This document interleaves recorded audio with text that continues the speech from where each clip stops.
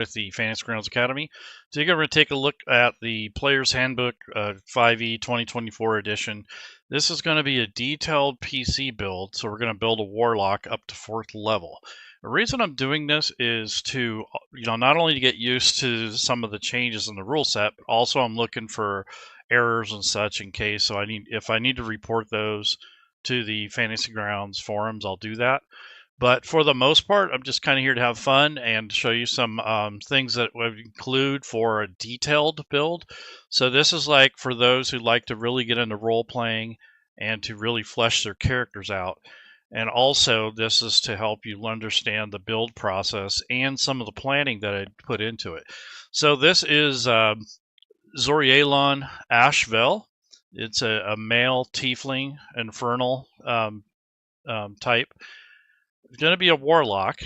Patron is going to be a fiend, and I determined that the actual devil is Glacia, who is the daughter of Asmodeus, a really calculating and ambitious young lady. And then we're going to go with the Pact of the Tome. And there are no Pact boons for warlocks anymore, so that's all changed. So if you're used to making warlocks, some of these things are going to be a little different. And then we'll start building on that. So there is an order that they recommend in the Player's Handbook if you have it. So if you go into your books and you open up, this is the only book I have loaded. So this is the new Player's Handbook. So I open this up and you navigate to the character creation part. It will give you basically the breakdown of how to create a character.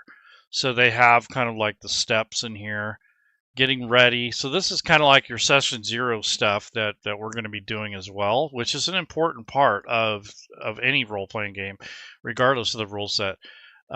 So you're going to do class, origin, which is both background and species now. So your background now gives you your ability score increases instead of your species or race, as we used to call it. And then you're going to determine your class after that. Your origin and your ability scores kind of go hand in hand. So that has to do with your background and your species, sort of. So that comes after that. Then actually, strange enough, they went back to using alignment, which I thought was kind of crazy. They kind of went away with that in earlier editions, but now they've kind of gone back to it, so I'm not sure what the deal is on that. And then we're going to level up to level 4 from that point. And I already have the build path kind of laid out. I kind of like doing these random, but in order to get the detail I wanted, I had to plan this build out a little bit better. So basically, first thing we're going to do is choose a class and level. So normally in Fantasy Grounds, you can use the character wizard, but in this case, I'm going to use the drag and drop, and I'm going to pay attention to the build order and the options that I've given, because last time I tried to create one, it was kind of weird. And it could be that I didn't have a full understanding of the new build, and then also maybe there was some bugs or something, I don't know. But anyway, so this is Zorielon Ashveil. So this is a male tiefling. So when you're building these things, I mean, even if you don't know exactly what you're going to be doing while you're waiting for your GM, you can be filling out some basics here. So we're going to go with a male. He's rather tall, but he looks like he's probably like in his mid-20s or so. So maybe like 27 or so. Height, he's about 6'1". He's pretty tall for tiefling, but he is a pretty statuesque individual. Probably weighs about 170 pounds soaking wet. I don't think he'd weigh any more than that. And then the size will come in when we actually drag over or use his species when we pick that. So these are just some things that you can fill out right away. And I'm going to make him neutral evil.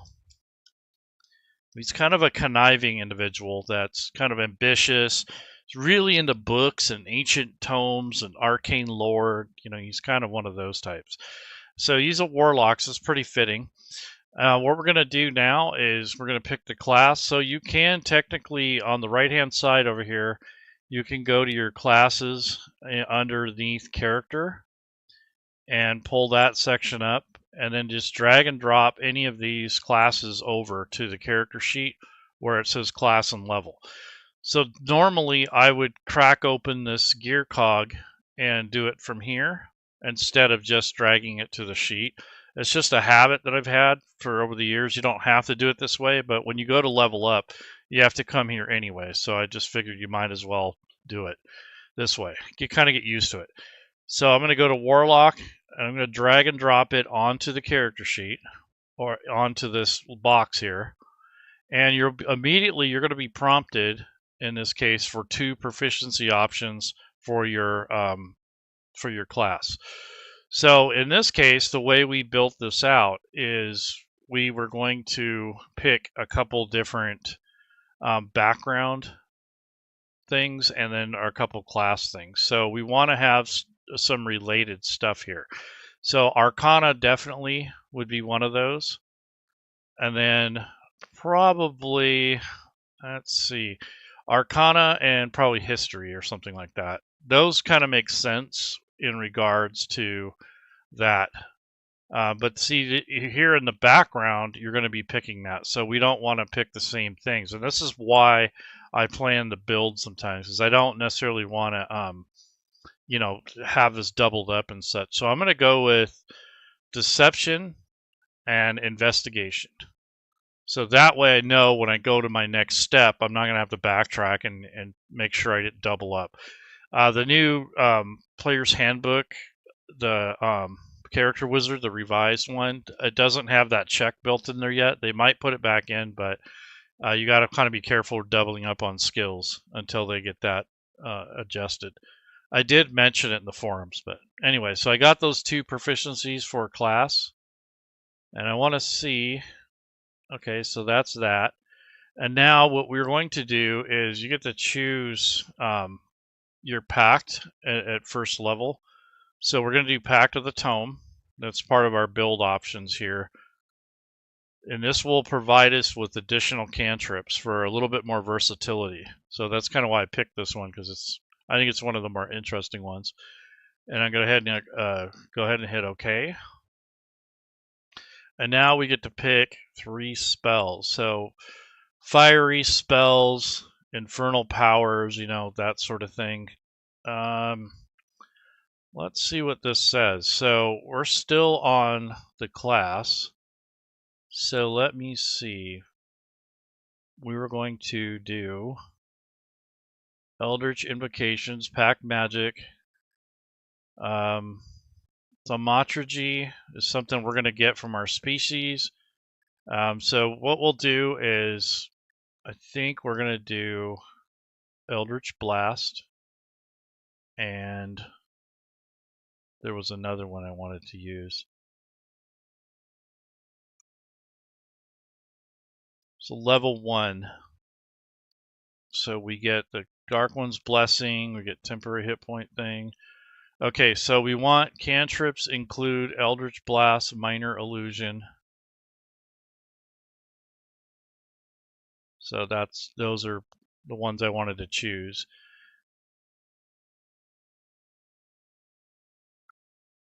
Known spells, Hellish Rebuke and Armor of Agatha. So we'll pick those later, but let's get cantrips, Eldritch Blast, Minor Illusion. So I want to make sure I'm grabbing the right ones here. Armor of Agatha. So we don't have that yet, but let's see. Want to put maybe Message is a good one. Actually, yeah, that's good enough. Okay. I was gonna pick Thaumaturgy instead of Minor Illusion, but that's fine. And then we get to pick 2 more spells, so let's go with Identify and Detect Magic, because he does a lot of like research in tomes and such, so that's different. So that's kind of some of our spell repertoire there. And now we're going to pick our background. So let's go to the background area. and I wanted to get a scribe. That's basically what his profession was. And you got two options here, so you can increase 3 abilities by 1, or you can do 2 and 1. So in this case, we're going to do the 2 and 1. So charisma and con are where we're going to add our bonuses. So we'll grab that and go ahead and hit OK. It is not giving us con. Interesting. So we'll do dex and we'll do intelligence. Oh, what was that I wanted to do? Charisma. Why is it not giving us charisma? Oh, that's because we're not doing... oh, I see. This thing is built... The planning here is kind of like... I don't know, how would I say?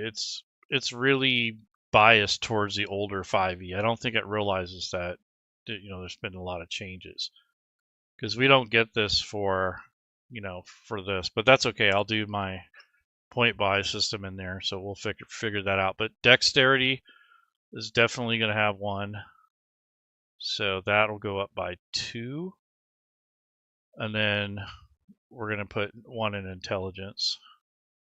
All right, so we get 3 proficiencies here. So let's see which ones we want. We want to make sure I'm not doubling up, so I want to go to our skills tab. Okay, so we have deception, investigation, and perception. So let's go to...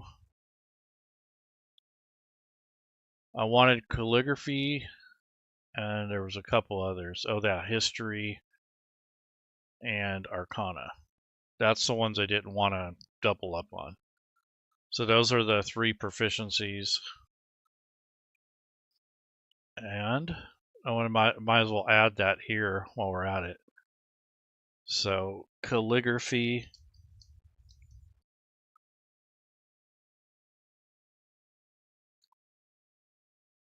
And you could pretty much base that on anything. I'm going to do charisma because that's where my bonuses are going to end up going. All right, so that's that. And now we're going to pick the species. So in here, so species, and in this case we're going to do the tiefling. And we want the Infernal Tiefling. So if you click on these little links here, it gives you a legacy that grants you supernatural abilities. I really wish they would give you what those are for each one of these, instead of just that vague statement. That doesn't tell you anything. All right, so let's go ahead and hit OK. And then we're going to be medium, but you can choose small. So you can be a medium or small creature. You're not stuck with just one all the time. And then we're going to pick 2 languages. So I'm going to go with Elvish and Sign Language. I think those are really good. Maybe Dwarvish, because a lot of ancient writings and stuff are in Elvish and Dwarvish. But for right now, I'll just keep those 2. Because you get your native language, you get common. So okay, so this is where choose spellcasting ability from the list below. So we're going to be with a charisma build. And there we go.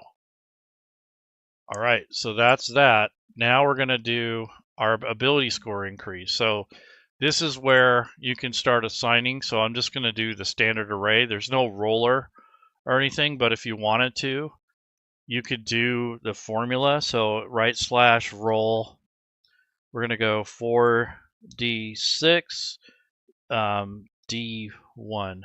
So it's going to drop the lowest. And then you could take that command and left click and drag it to a hotkey before you hit enter. And then just click on this 6 times. Just like that. And that will give you some scores. So you can do it that way, or you can pick the standard array, however you want to do it. So in this case, we plan to build it with the standard array. So that's 15, 14, 13, 12, 10, and 8. So obviously I'm going to put 15 here on charisma. We're going to put 14 on con And we're going to have actually a 15 because we have plus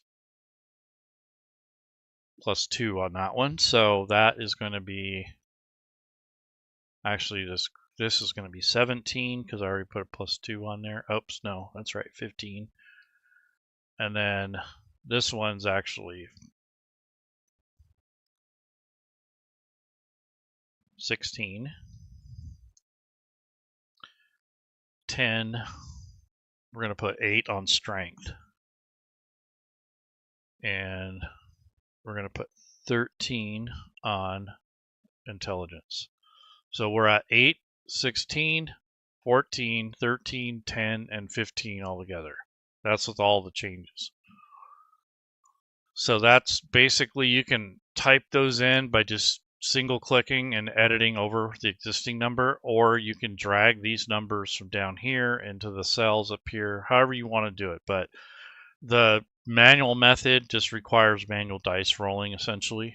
And if you use the character wizard, there's like 3 or 4 different types, point by, that sort of thing. But so we got all that. So let's take a look back at our list here. So Pact magic. So we got dark vision, resistance to fire, innate access to infernal themed spells like thaumaturgy. So that's why I didn't pick that, because you get it. So let's go to the skills tab really quick. We have 1, 2, 3, 4, 5, 6. So if you don't have at least 4 skills, you're probably doubled up somewhere. So you may want to check that out. If you don't have 4 or more skills, that's a good indicator that something was doubled up. All right, so we have the skilled feat, which I don't know where that came from exactly, but you gain proficiency in any combination of 3 skills or tools. So that must have come from our Scribe. So that's what that came from. Eldritch Invocations, Pact of the Tome. So the book that we're going to have, the Book of Shadows, is basically going to be our spell focus, like our casting ritual thing. And we can do cantrips and rituals, and we choose 3 cantrips and choose 2 level 1 spells that have a ritual tag. So that's what we did, I think. The spells can be from any class spell list, so you're not just stuck to Warlock. That's kind of a nice thing about Pact of the Tome. And they must be spells you don't already have prepared. While the book is on your person, you have the chosen spells prepared, and they function as Warlock spells for you. Nice. So we're going to add, hopefully we'll add a spell book to our list. So we got common, sign language, and I need to probably add infernal, because I don't know why you wouldn't have that already. But there we go. So there's the languages. Fiendish Legacy. Let's see, what do we have there? So we have resistance to poison, or resistance to fire, resistance to, oh, that's the wrong thing. That's abyssal. So we need to look at infernal. Resistance to fire, and the firebolt cantrip. So we need to make sure we add that. And this is where you want to go down these and take a look at that. So, and firebolt's already on here, so we got it. All right, cool. And then we already have some of our other stuff from our other build cycle stuff, so looks good. All right, so at 3rd level you get Hellish Rebuke, and at 5th level you get Darkness, but we haven't got there yet, so let's leave that up in case we'll need it. And there's our resistance, there's our Pact of the Tome notes, there's our spell slot, so we're getting there. All right, so we're gonna level up, I think. Yeah, so leveling up in the manual way for drag and drop, like I said, we can go to this gear cog, and then you just take this little link here on the right hand side of the box, single left click, and just drag it anywhere into this area. It doesn't matter. You don't have to drop it anywhere specifically. Some people think you need to drop it in that level box. You don't have to, but you can if you want. And this is where you're going to get some of your additional Eldritch invocations. So what we planned here is to grab Agonizing Blast, because that adds more damage to our Eldritch Blast. Where's the repelling? Is there? Yeah, we want the repelling blast, kind of knock people back. And then expanded spell options. Let's see.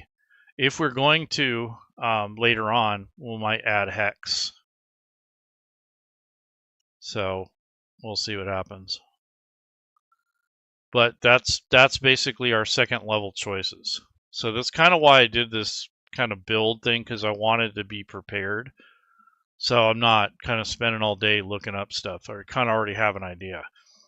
So at level 3, we're going to gain a Book of Shadows, the actual book, and we get the 3 additional cantrips from any class. Guidance, Mage Hand, and Thaumaturgy are what I had planned. So let's see if we have those. So, not yet. Pact the Tome, Repelling Blast, Eldritch Invocations. Okay. Let's see. So we're going to go up to level 3 right there. And we have the Fiend for the Patron. And this is where I ran into some weird stuff here, because I don't know why it doubles up on these, but I definitely don't want these spells. It gave me 2 suggestions, 2 commands, 2 Scorching Rays. So I've already reported this on the Fantasy Grounds forum, so I'm not sure what's going on there, but kind of weird. That's obviously some kind of quirk. All right, so that's that. And then let's see, so that was that. So we'll see what kind of spells. We're going to grab a couple. So we wanted to grab, let's see, Agonizing Blast and Repelling Blast, and we're going to add Hex.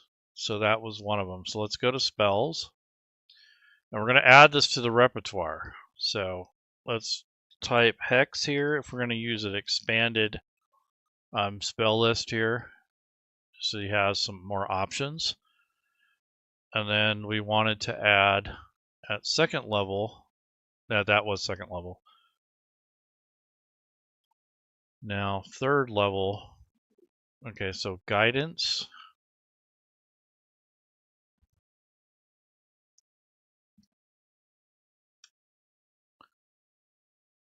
Guidance. I think that's a first level spell. Nope, it's cantrip. Okay. And let's see, what else do we got? Mage Hand.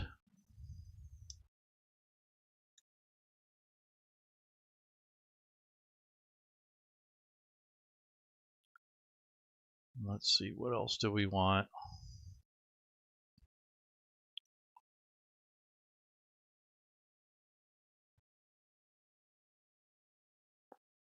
Thaumaturgy.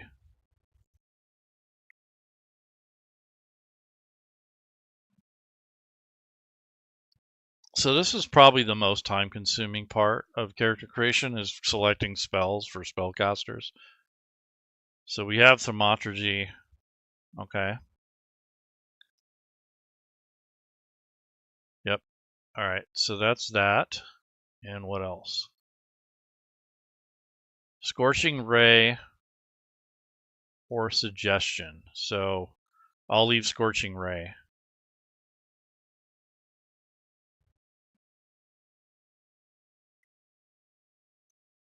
And we can upgrade or adapt our invocations based on our needs, such as adding more utility or defensive options at level 4. We get ability score increase, so we'll probably bring up the charisma, since it's at 15 right now. Yeah, we'll bring that up. So we're going to go with that. So let's go to the level up area. And we're going to take that and drag this over again. And we're going to increase one ability by 2. That'll be charisma. There we go. So now 17, 10, 13, 14, 16. Okay, looks good. So I'm reading this kind of backwards, but starting with 17 is their main stat, and their dump stat is 8. So they're not very strong, but they definitely got some wit and some personality. I don't know if this Burning Hands is right, but I'll look at all the spells later. And then one thing I recommend that you do during character building, especially for players, is so you see this Warlock link here that you can read. Take this and drag and drop it down into the notes section. That way you don't have to keep coming back here to find it. So now all you have to do is click on this link, and that'll bring you straight to the class description. And this will give you an idea of what you need to do. So let's take a look and see what we have here. So ability score improvement. So we have 3 Eldritch invocations. That's right. So these 3. We have 2 cantrips, which is right. Those are those 2. We can prepare up to 2 spells. So we'll prepared slots basically. And then you have 1 spell slot at level 1. So let's go down here. So we got 3 Eldritch invocations, 3 cantrips. So I think one of these belongs down in here. 5 prepared spells at the most, 2 spell slots, and the slot level is level 2 casting. So that's cool. So we're pretty close. I mean, I think the spells are a little bit jacked up because there's some in the Pact of the Tome, and they're, So I think this Eldritch Blast probably goes up here in this area up here where the Eldritch invocations are, but this comes from the Pact of the Tome. So it's kind of leaving these separate. And then here's the Tiefling Fire Resistance. Yeah, I see. And there was a spell that we got for 3rd level. We get Hellish Rebuke for the species or whatever, the Fiendish Legacy. So let's look that up. So that has to do with the Tiefling more or less. So let's set this species thing to charisma. We don't have to, but that'll make it so. Okay, so there's charisma. That way it's pulling from the correct stat because we're charisma based. That's what we chose. So all this stuff that has to do with their spells is going to be charisma based. Yep. And let's take a look at the cantrips. Yep, same thing. So that way the spell save DC and all that stuff calculates properly. So if you've got multiple locations with different spells and such, you want to make sure that the casting ability is set, whatever that is. That helps with different things. And then we have this up here, which is the class stuff. Now I have is twice, Thaumaturgy. So going to probably get rid of this one. And that's why I want to look over this, because we get stuff from classes, you get stuff from Eldritch invocations, you get stuff from your species, you get stuff for Pact of the Tome, and then you get your regular spells. So that's kind of crazy. And we already have Hellish Rebuke on here. So these are the ones that are Tiefling related. So what I'm going to do is instead of having species and then the spells that go with the infernal stuff, I'm going to put all those together. So I'm just going to drag these and put them up here under Tiefling. So there's Darkness, Firebolt, and Hellish Rebuke. And then I'll get rid of this because this is where things are going to get really jacked up. You'll start getting confused and doubling up on stuff. So I want to get rid of this section right here. So I'm deleting out the effects and deleting the whole header. And I imagine I can probably do the same with some of the rest of the stuff, but I have to look at it first. So here's the Eldritch Invocations. This is the stuff we got from the class. And then this is the stuff that has to do with Pact of the Tome, I believe. Because I know you get 3 or 4 spells. I'll have to look that up. Let's see what this says. Pact of the Tome. So let me get out of the edit mode and let's read that again. Make sure I'm just kind of going through the stuff. So spellcasting focus is the book. You get that. You get 3 cantrips to choose, 2 at level 1. The spells have a ritual tag. So that's detect magic, identify. Okay, that makes sense. And I don't know why these are here, but I'll have to sort through the spells because this can get really confusing because you're getting spells from your legacy, you're getting spells from the book, the Tome of the Pact of the Tome. You're getting spells from your class, and then you get the leveled spells. So you're kind of getting stuff from all over the place. So this is going to help you narrow down what you're supposed to have. So we're supposed to have 3 cantrips, and we have 2. So one of these, I think, is a cantrip that needs to go down there. Yeah, so minor illusion, that can go down there. There we go. I'll delete that off here. I don't know where message is coming from. I think I picked that early on. So let's delete that. And detect magic. Eldritch Blast doesn't belong here. So that's going to go up here. Because it's under Agonizing Blast, so that's part of your Eldritch Invocation, so that doesn't belong there.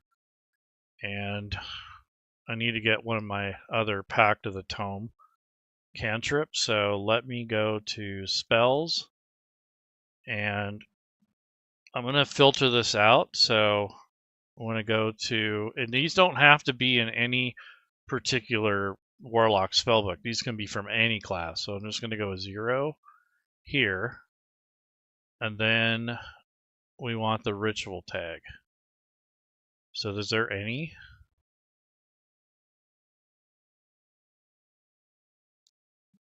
Any ritual? No? Yes? Okay, so those are all 0 level spells. And this says that when the book appears, you choose that have the ritual tag. So I know these 2 do. Let me take a look. So detect magic does have action or ritual. And identify pretty much does too. Yep, minute or ritual. Yep. So there's got to be another one in here.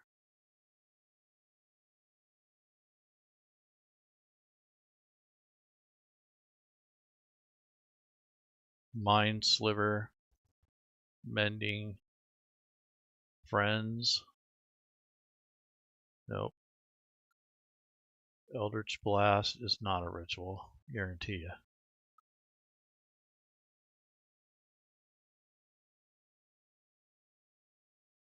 Actions. So I don't see any other. That's interesting because I have all the books, like all the different. Yeah, and there's not a it's not filtering to ritual either, which is kind of weird. But yeah, we didn't want to put a source on there because that'll. Yeah, I'm not sure what's going on, but you guys know of another ritual tag for any of these? Because most of these don't look like they would have one. So I have no idea what they're talking about as far as, because you get 3 cantrips and rituals, so you'd pick 3, choose 2, oh, they're 2 level 1. Duh. That's what it is. Okay, so detect magic is what? Level 1. Okay. That's why. Alright. Wrong level.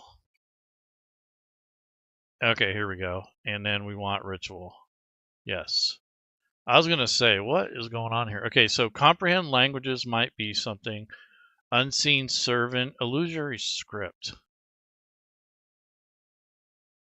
I might put that in there. He's a scribe, so it kind of goes with his build. Unseen servant, purify food and drink. So it's either comprehend languages. I think that'll be more helpful. So comprehend languages is going to go in our Pact of the Tome. So this is kind of what you want to go through and look at this stuff. Even with all my planning, the way that Fantasy Grounds is presenting the spells and the options kind of don't jive. So I've already kind of reported that. It said that this particular build needs a little work. It's just all over the place when it comes to what it gives you, what it's missing, and all that stuff. You got to really go through it. Okay, so that's that. So it looks like we have our 3 Eldritch Invocations, which is these up here. And essentially, Agonizing Blast is upgraded to Eldritch Blast now. So we don't need to worry about that. But in this case, let me go to get out of that. Okay, so this is basically the spells that we have access to. And this thing here, this Eldritch Blast or Agonizing Blast, see it says damage, force. So this adds more damage to this particular spell. So if you have this on, when you use Agonizing Blast or Eldritch Blast, it adds a charisma bonus. So you could actually do that in the damage here. You could add that bonus here. But what this does is it creates an effect that goes hand in hand with this spell. It's damage based on charisma. It will expire after the roll, and it's on self. So you don't have to use, you could use Eldritch Blast in itself, but Agonizing Blast is an upgrade for that. And they chose to write the effect out as the bonus to the damage instead of including it with the damage for Eldritch Blast. That's how we used to do it. But anyways, so that's something you'd have to learn and understand when you're playing. And this is the Pact of the Tome information. So I'm going to take that and put it in the Pact of the Tome area, because it doesn't need to be there. So I'm kind of restructuring, reorganizing these sections, because like I said, they're all over the place. And these are the actual class features. So Dark One's Blessing. Thaumaturgy is just an extra spell that you're getting from your class, I believe. And it says 0 level cantrip. I think I'm going to put it down here in the cantrips, to be honest with you, because I don't want it, because I'll forget it's there. If it's in a bunch scattered all over the place, I'm not going to find it. All right, so there's one of these is a bonus. Basically, it's a bonus cantrip. And then here's our spells. So prepared spells, we can have up to 5 prepared spells. We have 2 spell slots, and the slot level is 2. Okay, close enough. All right, so that's that part of it. And that's kind of where the time sink is, right? You're looking at the spells, trying to make sure that that actions tab is organized, because once you start playing, then that stuff can get really messed up. And then the other thing I was checking is to make sure that each of these sections has a charisma ability modifier. So if there's a save or a bonus or anything, that gets calculated in properly with the spells and with anything to do with it. All right, so there we go. All right, so now what we're going to do is we're going to start doing the other customization. And we're just done with the ability scores. And that's as far as the planning went, because, we were talking about, planning the build and such, and I kind of went down this order. But as you see, I got kind of miscombobulated there on the actions tab, because there's a whole bunch of crap going on there. Hellish Rebuke. What is that? Oh, yeah, this was the species thing. So we got Darkness and Hellish Rebuke. And then Firebolt was the first cantrip. So we got 3 cantrips total from this. So what is fire resistance? Is the racial thing, a species thing too. But that's more, not necessarily a spell, but it's a resistance thing. But I left it in here because it's part of the species in a sense, because you have fire resistance. So it's kind of like having a spell. All right, so that's that. But what I wanted to do is yesterday I was working on kits for specific builds. And I think well, early on in when you're building characters or you're just starting a new campaign, I think it's helpful to create your own list of things that you're always going to use for a particular build. And I think that's an important thing to do for yourself and for your players and such. So what I'm going to do is take a look at so they can get simple weapons, light armor, so likely leather, and then calligraphy supplies because of their proficiency. So what we're going to do is go over to items, and then I'll have it go ahead and, so we're going to do the calligraphy kit, because I want him to have that access to it, because he's also proficient. So we want to add that.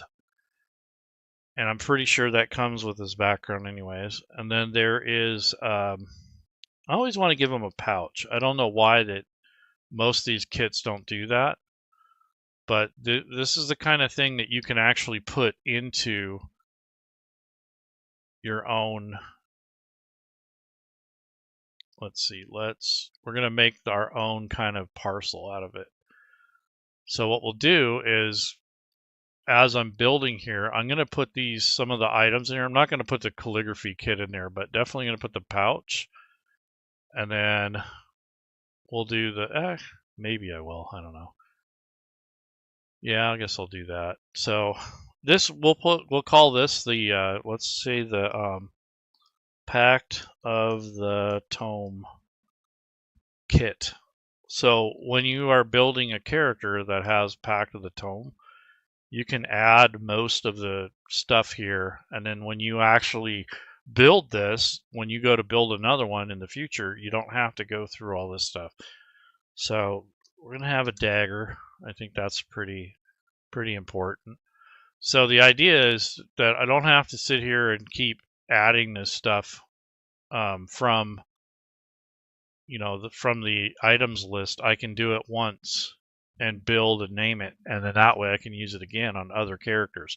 But it has to be in this campaign unless I export it as a module. Well, being that I haven't built enough of them yet, I'm not going to export it yet. So they're kind of stuck here in this campaign for now. So, and I wanted that calligraphy kit, I think, for Pact of the Tome. Now that's more based off of their, yeah, I don't think that's necessary. We wanted leather armor. You can do leather or padded. I think I like leather. It's a little less bulky. So I'm adding these to the parcel first, and then I'm going to drag the parcel to the character sheet, and that should kind of blow through it, put everything in there. So it's kind of like making your own explorer's kit. So we want to put the backpack also in there. And I don't know if they need a light source, so maybe candles, because they have to be able to read. So even if you have dark vision, you still have to be able to read. And dark vision doesn't necessarily give you the ability to read in the dark, because it's based off of light. So you can't read without a light source, unless it's recessed and you're able to feel it or something. But you do need light, and having these candles, I think, would be ideal. So he has 10 candles, and he only needs it for reading. So when he's reading his Pact of the Tome or researching, he's got candles with him. I think I do want to give him, since he is a kind of a scribe kind of individual, I'll probably have to make a different kit for that, but I would probably do that. Give him the calligraphy, paper, that sort of thing. I don't know what else he would need for this Pact of the Tome kit. Oh, the book. Duh. So here's the spell book. That's our arcane focus. So you get this at 3rd level. You get the actual book. So I'll just leave that in there. But normally I would probably add that separately or individually. I don't know if I'd necessarily put it in a kit, but I'm going to do it because we can always delete it off the list if you don't want them to have that. And then I'm going to have them do a scroll case or something. map or scroll case. So that's so they can store paper and stuff in there. And then we want to have ink pen. And that way you can have some writing utensils. And let's go with some paper. So we're kind of putting the scribe stuff in here too, but I think that anyone that does this type of thing, spell research or anything, it's not going to hurt anything. So ink and paper, but it does add clutter to your sheet. So if you don't want all that stuff, don't put it in there. Okay, so we got a dagger. We have that, and I want to get another ranged type of weapon. So what I'm going to do is do a quarterstaff, just in case. So they have something to wallop someone with, and then probably just a crossbow.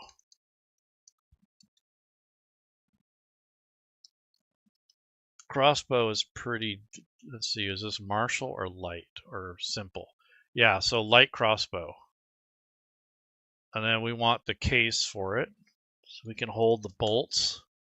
So here's the case, and then we'll put some ammo. So bolt right there. I think that's good enough. So that's kind of a lot of stuff there. But that gets most of the content that you want. And I am going to throw in that calligraphy kit. I don't care. I'm lazy right now. So calligraphy supplies. I was going to make a separate kit that has the pen, the ink, the paper. I'm going to put it all in here. Pact of the Tome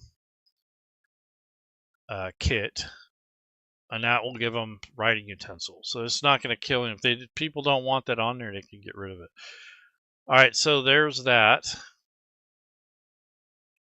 And same thing with the weapons. Like I just gave him some, like a short close range thing, gave him a quarterstaff, and the long range, the light crossbow and the ammo to go with it. I think that's pretty good. I don't know if I need anything else. Maybe something to start a fire with. I don't know. But see, now that's all food and survival stuff. So I wouldn't put that in here necessarily. But there we go.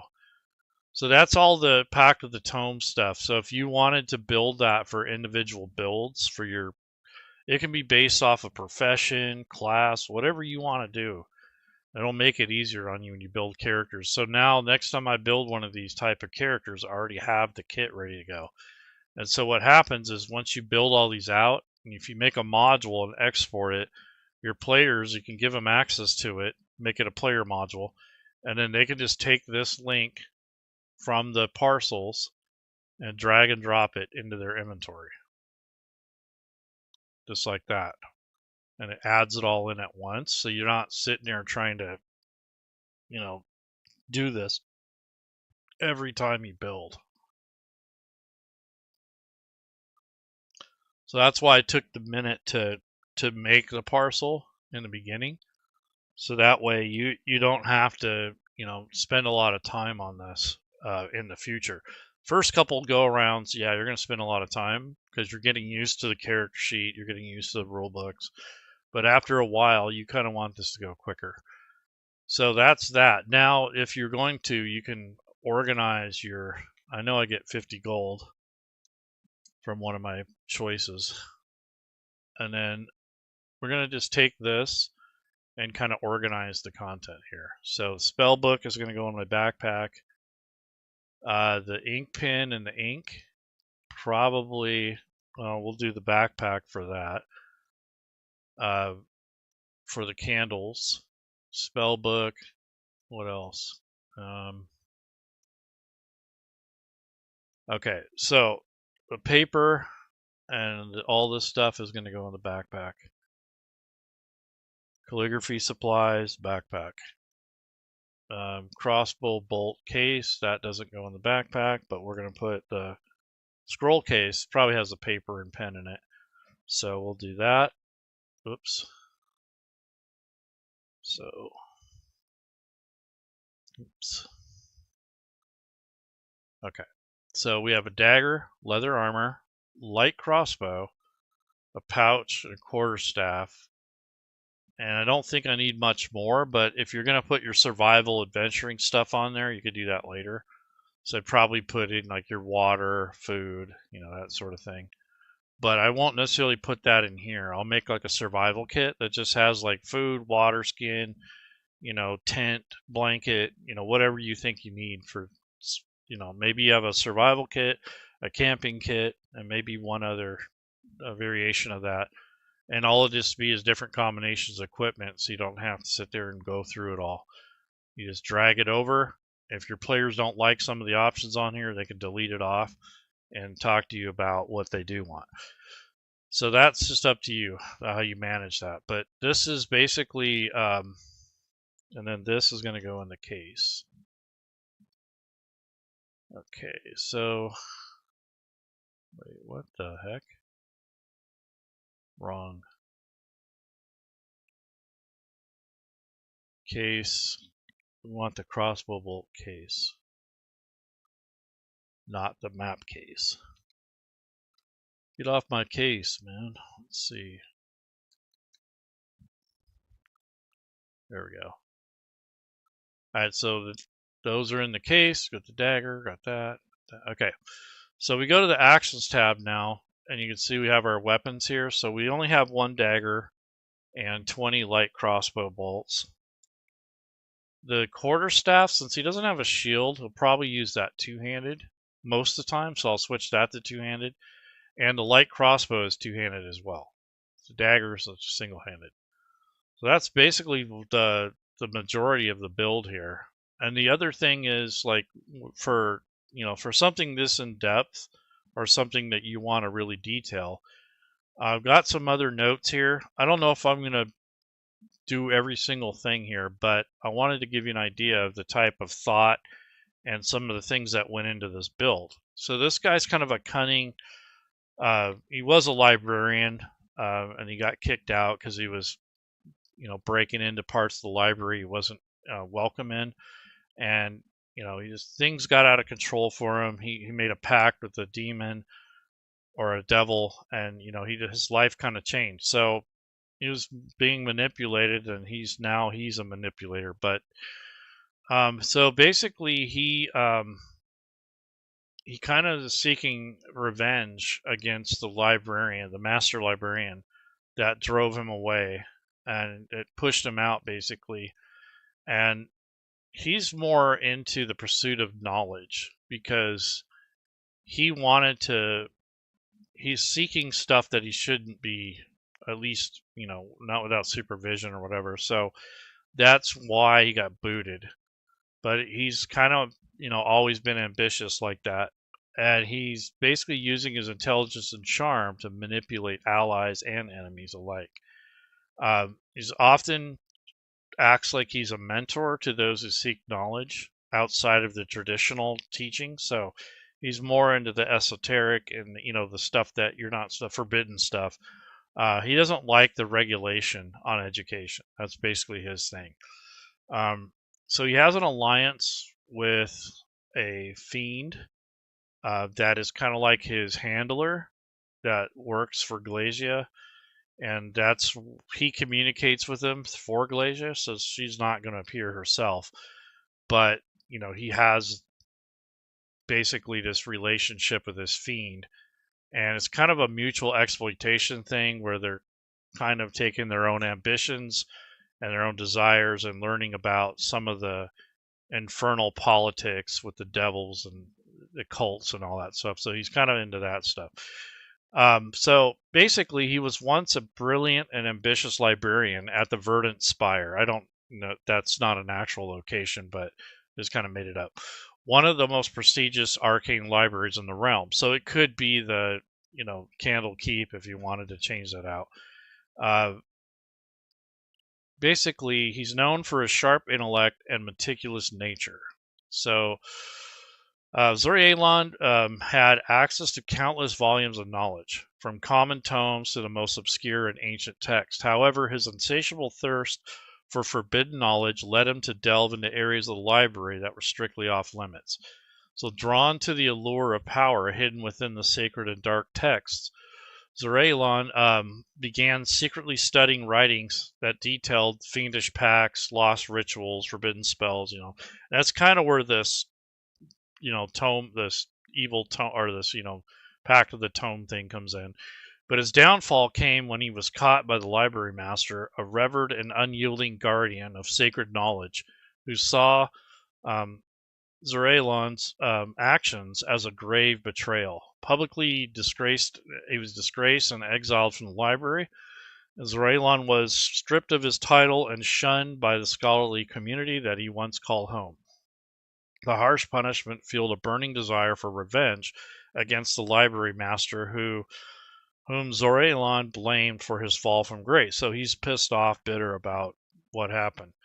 So his current goal is he's now driven by a singular purpose. He wants to find the legacy and the legendary Codex of Shadows. Okay, so it's kind of like his Book of Shadows, but bigger and badder. It's rumored to hold forbidden knowledge of ancient gods, infernal powers, and spells that defy mortal understanding. So Zorielon believes that possessing this tome will force even the verdant spire to bow before him. So he thinks by getting this book, it's going to bring him greatness. And if that library knew he had that book, they'd probably be shaking their boots. But he thinks that he'll get respect if he has, possession of it and understanding of it. So that's his thing. Let's see. So basically, he wants his former master to beg him for the knowledge that he holds, or to have access to the book or whatever, which isn't going to happen, but he's just kind of delusional about that. So he seeks to reclaim his honor not through forgiveness, but through dominance and the undeniable power that comes with the forbidden knowledge he craves. So he is evil. He's not on the up and up. But he's not stupid evil, lawful stupid, or whatever you are, chaotic stupid. So he does have some allies. So Morgan Blackscroll is a fellow outcast of the Dark Wizard. So he shares Zorielon's disdain for restrictive arcane laws. Their alliance is built on a mutual benefit, with Morgan providing Zorielon with rare arcane components and secretive connections in exchange for protection and access to forbidden rituals that Zorielon uncovers. So they're both kind of this mutual usury thing. And then he has a kind of, I don't know if it's his girlfriend or what, but there's a picture that I put back here. So this is the girl that he works with. I don't know if they have a relationship or what. I'd probably let players decide that. But this is a connection between these two. I don't know if it's romantic, professional, a little mix of both, whatever. But essentially, she's like an elf rogue. I don't know. I thought probably just make her a thief, but I was going to actually build her as well. So she would be like a third level rogue, and basically kind of like his consort, maybe even an arcane trickster. So they'd both kind of be into the same thing, but I thought that'd be too much. So I'm just going to make her a thief.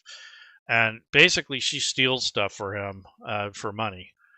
So Celine is a rogue and a formal thief turned scribe. So Celine aids Zorielon in his pursuit for forbidden tomes, often using her skills to acquire books and scrolls through stealth or guile.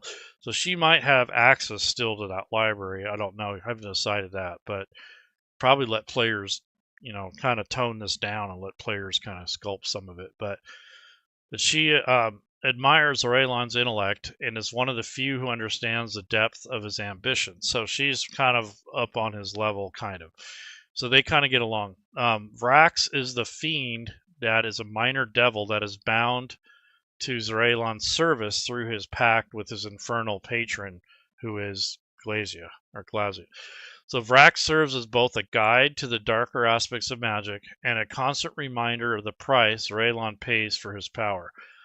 Though bound to obey, Vrax is always seeking ways to twist Zorielon's wishes to his own infernal ends. So he's like an emissary, like an in-between. Like, he speaks on behalf of Glazia, and then he appears sometimes to Zorielon. He does like a monthly update thing. I'm pretty sure Zorielon hates it sometimes with the meetings that they have. And it's probably very nerve-wracking.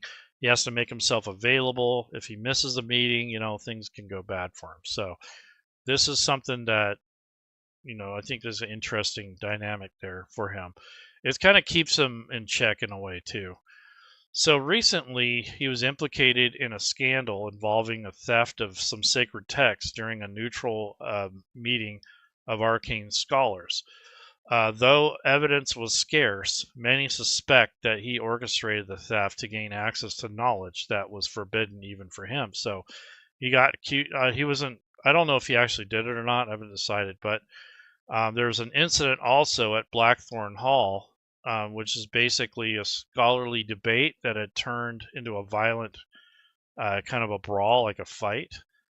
And Zorielon was accused of using his fiendish powers to intimidate and control the outcome.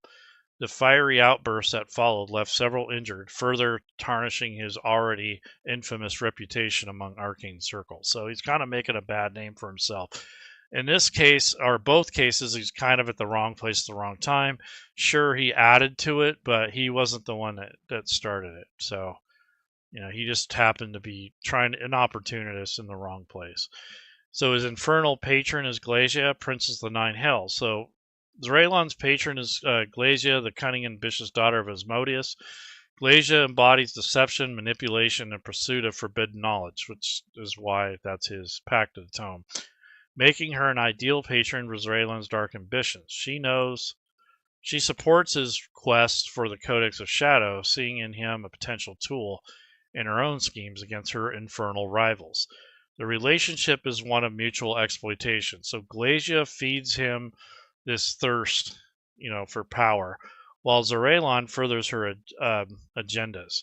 So they're always aware of the Pact, and it's kind of dangerous, powerful, but he doesn't get to deal with her directly anyway. So he has to deal with that Rax guy who he loathes. They don't get along very well. Zorielon Ashveil is a very complex character. He's driven. He's got this thirst for revenge. He's got this relentless pursuit of knowledge.